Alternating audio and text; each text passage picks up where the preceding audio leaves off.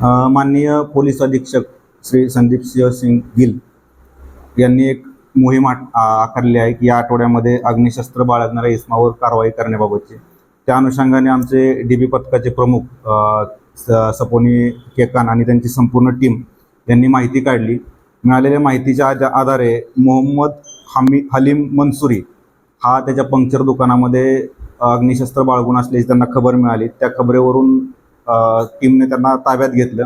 त्याच्याकडे चौकशी केल्यानंतर तसं अग्निशस्त्र त्याच्याकडे मिळून आलं आणि ते मिळालेलं अग्निशस्त्र आम्ही जप्त करून ताब्यात घेतलं। मिळालेल्या माहितीच्या आधारे 464/26 भारतीय शस्त्र अधिनियम 325 प्रमाणे त्याच्यावर गुन्हा दाखल करण्यात आला आहे। त्याला अटक करून सदर गुन्ह्यामध्ये अटक करण्यात आली। माननीय न्यायालयाने त्याला 2 दिवसाचा पिशार दिला आहे। गुन्ह्याच्या अनुषंगाने त्याच्याकडे आम्ही सविस्तर तपास करत आहोत। तपासामध्ये त्याच्याकडून जप्त करण्यात आलेलं पिस्टल, 2 जिवंत काडतूस आणि 1 मॅगझिन हे त्यांनी कुठून आणलं ह्याच्याबद्दल अधिकचा तपास आमचा चालू आहे।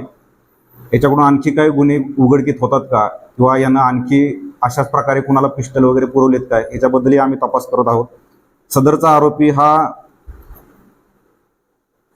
मधोल, तालुका महुवा, जिल्हा वैशाली, राहणार बिहार राज्य या इथला आहे, पण तो गेले 15 वर्षापासून इंदापूरमध्येच वास्तव्यास आहे। त्यामुळे त्याचं संपूर्ण पाठीमागचं रेकॉर्ड चेक करणार आहे, त्याच्याबद्दल काय आणखी गुन्हे उघड होतात का याच्यानुसार आम्ही प्रयत्नशील आहोत।